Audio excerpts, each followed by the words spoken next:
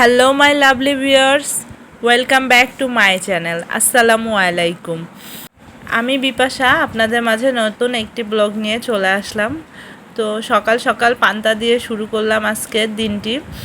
অনেক দিন ধরে পান্তা খেতে ইচ্ছা করতেছিল। আসলে পান্তা আমার অনেক পছন্দের একটি খাবার, কারণ আমি তো বাঙালি, পান্তা আমার পছন্দের খাবার হবেই। আর এদিকে আজকের রান্নারও কিছু প্রিপারেশন নিয়ে নিলাম। তো এটা হচ্ছে মিষ্টি কুমড়া শাক। আপনারা অনেকেই হয়তো বা মিষ্টি কুমড়া শাক চিনেন, লাউ শাকের মতোই। তো আমি আজ হচ্ছে বাসায় সবাই অনেক অসুস্থ, আর সবারই প্রচণ্ড জ্বর। শুধু আমি আর ইলহাম একটু ভালো ছিলাম, কিন্তু আমারও এখন প্রচণ্ড জ্বর। আর ইলহাম মোটামুটি সুস্থ আছে।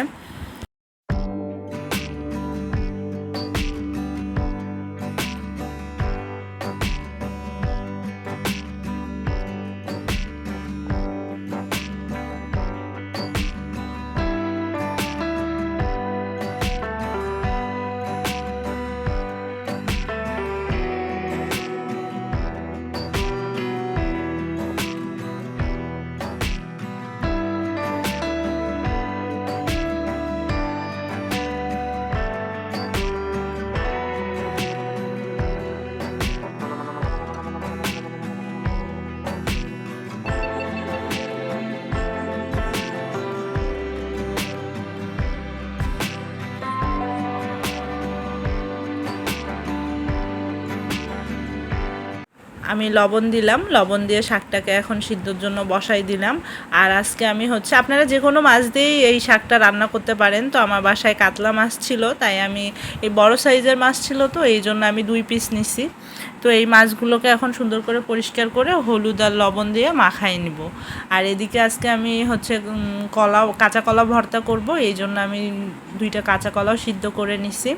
তো এখানে এখন আমি মাছগুলোকে লবণ আর হলুদ দিয়ে সুন্দর করে মাখাচ্ছি।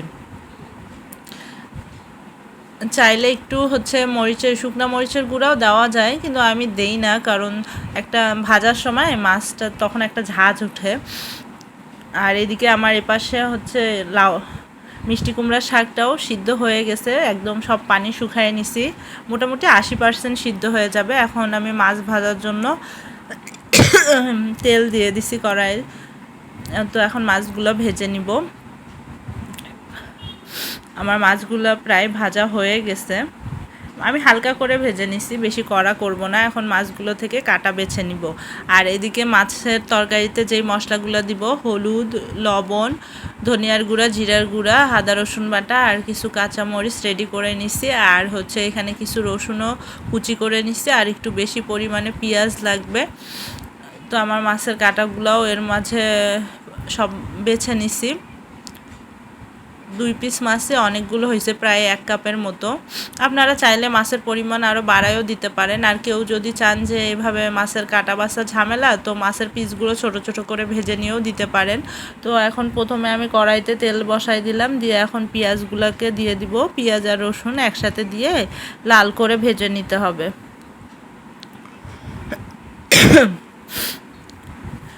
এখনকার সিজনটাই অনেক খারাপ যাচ্ছে, প্রায় প্রত্যেকটা বাসায় দেখা যাচ্ছে সবারই জ্বর, অসুস্থতা। কিন্তু আমাদের মায়েদের তো বসে থাকলে চলে না, বাচ্চা কাচ্চা সামলাতে হয়, পরিবারের সবাইকে দেখতে হয়, তার পাশাপাশি রান্না বান্না কাজ সবই চলতে থাকে। তো এদিকে আমার পেঁয়াজ আর রসুন দুটাই লাল করে ভাজা হয়ে গেছে।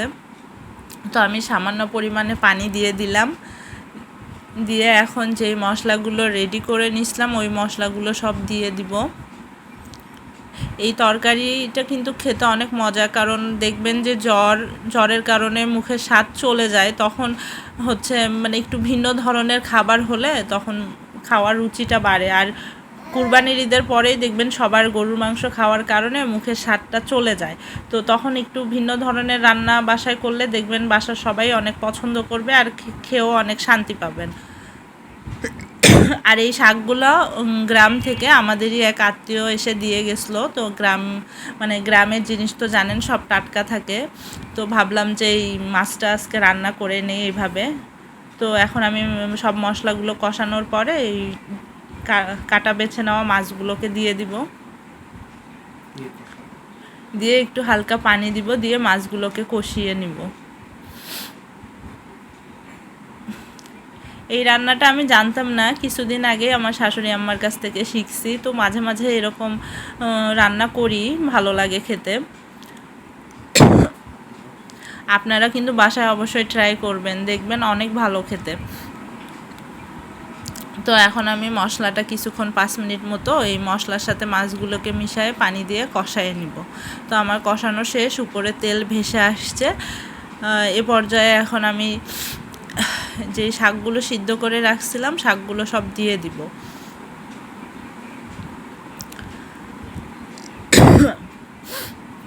আপনারা হয়তো বা আমার ভয়েস শুনে বুঝতে পারতেছেন আমি কতটা পরিমাণ অসুস্থ। সবাই দোয়া করবেন আমার পরিবারের জন্য। তো আমি মাছগুলোকে দিয়ে দিলাম, দেওয়ার পরে এখন সামান্য পরিমাণ পানি, প্রায় 1 কাপের মতো পানি দিয়ে আবার একটু সিদ্ধ হওয়ার জন্য বসাই দিব। এই শাক ভাজিটা কিন্তু শুকনা হবে, ঝোল থাকবে না।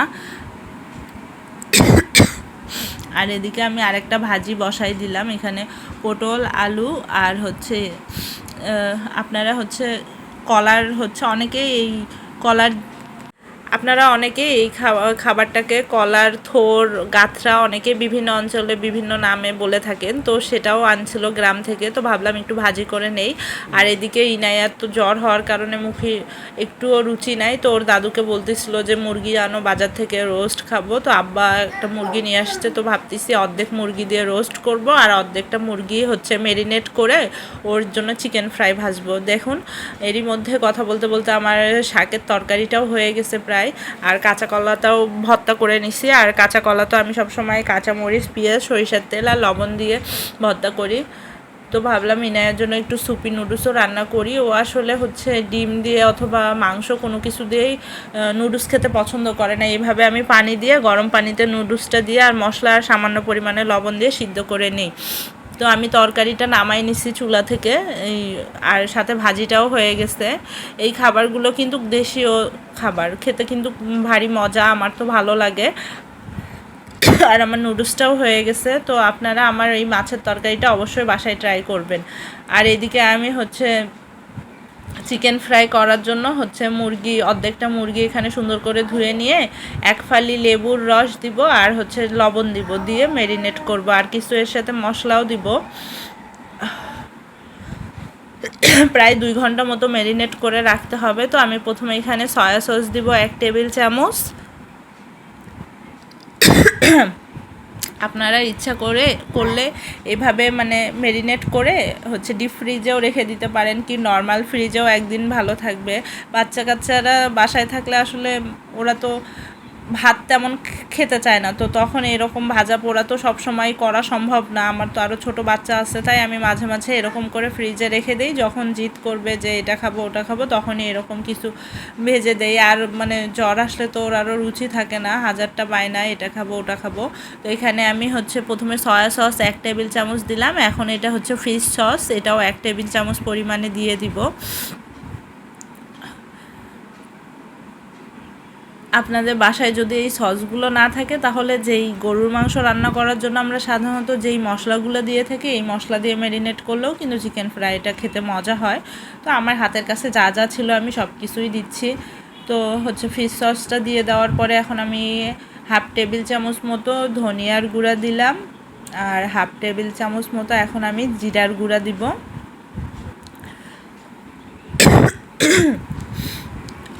ভয়েস দিতে অনেক কষ্ট হচ্ছে। আপনারা সবাই প্লিজ আমার ভিডিওটি অবশ্যই দেখবেন আর আমার চ্যানেলটাকে বেশি বেশি করে সাবস্ক্রাইব করবেন। আর আমি এখন এর মধ্যে একটু সামান্য পরিমাণে মরিচের গুঁড়াও দিলাম। আসলে মরিচের গুঁড়াটা আপনারা টেস্ট বুঝে দিবেন, আমার বাচ্চা ছোট, ও খেতে পারবে না, এই জন্য অল্প পরিমাণে দিলাম। আর লবণটাও এখানে আপনারা অল্প পরিমাণে দিবেন, কারণ সয়া সস আর ফিশ সসে প্রচুর লবণ থাকে। আর আমি একটু আদা রসুন বাটাও এখন দিয়ে দিলাম, দিয়ে এখন সুন্দর করে মেখে ম্যারিনেট করে রাখবো 2 ঘন্টা মতো। আর ওকে এটা আমি সন্ধ্যাবেলা ভেজে দিব। আর হচ্ছে অবশ্যই বাসায় যদি টমেটো সস থাকে সেটাও দিবেন। আমার বাসায় টমেটো কেচাপ ছিল, ওটা আমি একটু দিয়ে দিব এখন।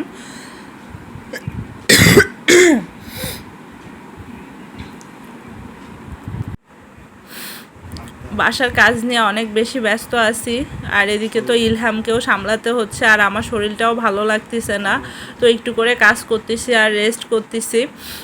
আর এদিকে অনেক কাপড়ও জমা হয়ে গেছে, ভাবতেছি কাপড়গুলো সব ওয়াশিং মেশিনে দিয়ে দিতে হবে। আর এখন আমি হচ্ছে মুরগিটাকে সুন্দর করে সব মশলা দিয়ে মাখানোর পরে একটা ডিম ভেঙে আবার মাখাই দিব সুন্দর করে। ডিমটার কথা আমি ভুলে গেছিলাম, পরে আবার মনে হলো তো আবার একটা ডিম ভেঙে দিলাম। ডিমটা ইচ্ছা করলে আপনারা স্কিপও করতে পারেন, ডিম না দিলেও চলবে। আর অনেকে হচ্ছে এই পর্যায়ে কি করে, মানে আমিও মাঝে মাঝে করি, বেসন যদি বাসায় থাকে বেসন আর একটু চাউলের গুঁড়াও এর মধ্যে মিশায় একবারে সরাসরিও ভাজতে পারেন। আর যদি না চান এরকম তাহলে মেরিনেট করে রাখবেন, আর পরে ভাজার সময় হচ্ছে কর্নফ্লাওয়ার আর হচ্ছে ময়দা আর মরিচের গুঁড়া লবণ একসাথে মেখে সুন্দর করে হচ্ছে এপিট ওপিট লাগায়ে তারপর 10 মিনিট, মানে 10 মিনিট না, 10 সেকেন্ড মতো ঠান্ডা পানিতে ভিজায়ে আবার হচ্ছে সব ময়দা দিয়ে মানে আবার ওইভাবে করে ভাজতে পারেন। তো আমি এখানে আর অত ঝামেলাতে যাব না, যেহেতু শরীর ভালো না। তো আমি এখন মাখাইতে মাখাইতে কিছুক্ষণ পরে আমি আবার এর মধ্যে একটু ময়দা আর কর্নফ্লাওয়ার দিয়ে দিছি।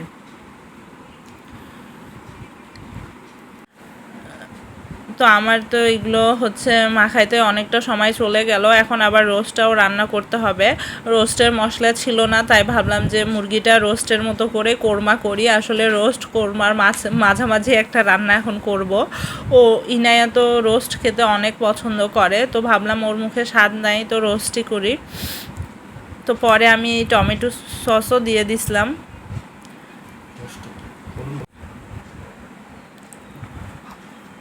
সুন্দর করে এভাবে মাখায় নিতে হবে। আপনার মানে মাখানোটা অবশ্যই ভালো হতে হবে, সব মশলা তাহলে ভিতরে ঢুকে যাবে।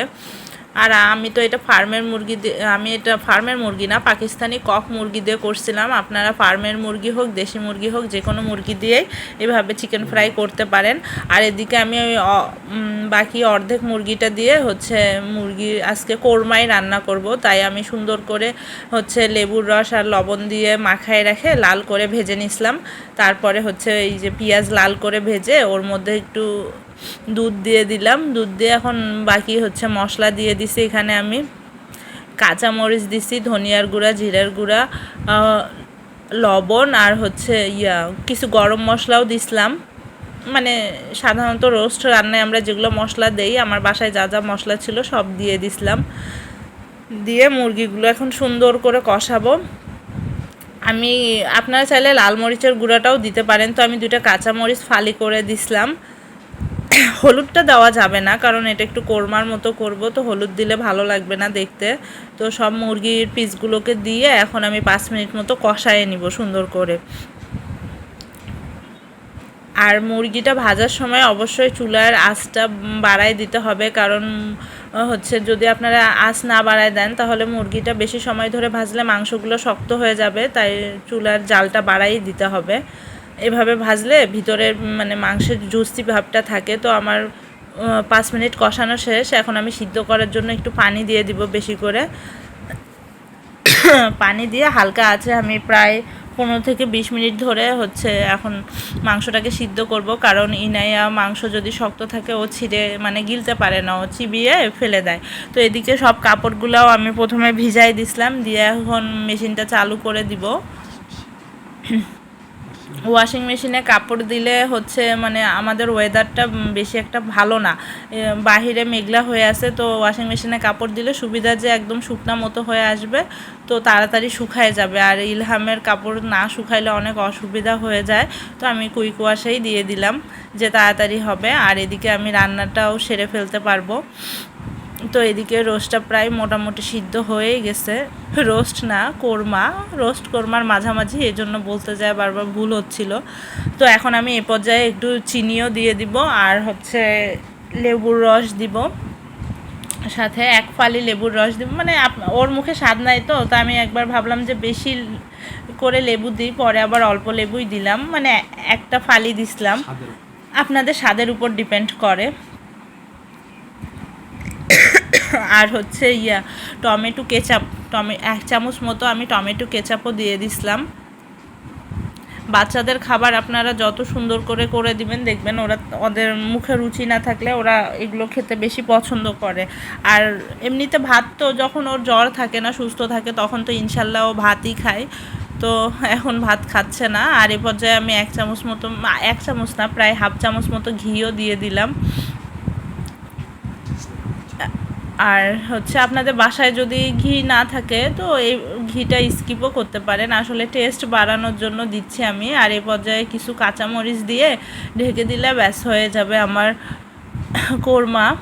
তো কোরমাটা হয়ে গেছে, এই যে আমি নামাই নিচ্ছি। দেখেন খেতে কিন্তু অনেক মজা আর দেখতেও অনেক সুন্দর।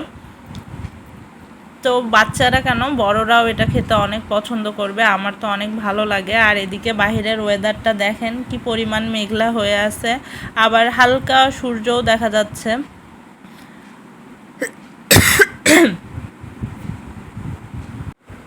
তো আমি ছোটোবেলা থেকে আমার যেখানে বেড়ে ওঠা আশপাশে তো অনেক গাছপালা ছিল, আমাদের বাসায় অনেক গাছ ছিল, তো আমার প্রকৃতি অনেক ভালো লাগে।